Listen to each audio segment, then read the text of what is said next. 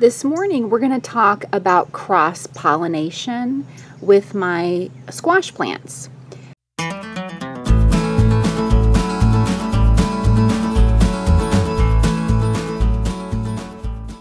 We live in a suburban area with a decline of bees, and so sometimes in order to get a good harvest you have to cross-pollinate.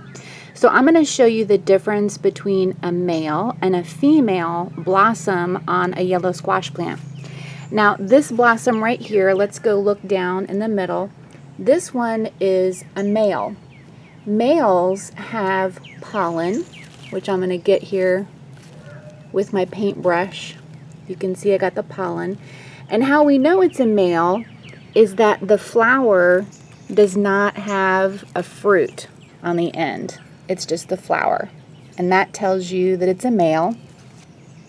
The males actually have pollen, and the females have a stigma that we're going to put this pollen on. So let's go find a female blossom. Okay, so I pulled this plant up, so I want to show you this is a female because it has the fruit on the end, and the flower has not opened yet. So I need to keep a close eye on that.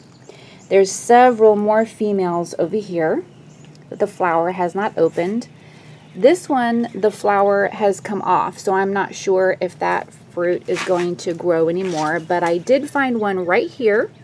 This is a female with the fruit and the flower. So what we're going to do is, if you can see the stigma right in there, it actually looks different than the male part.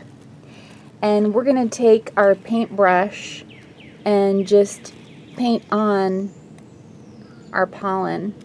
And the goal really is to just get some pollen on there to grow more fruit. And that's our goal, is to get more squash, because the males, the bloom is just going to bloom. There is no fruit on there. So whenever we find the female, we want to make sure that it gets pollen.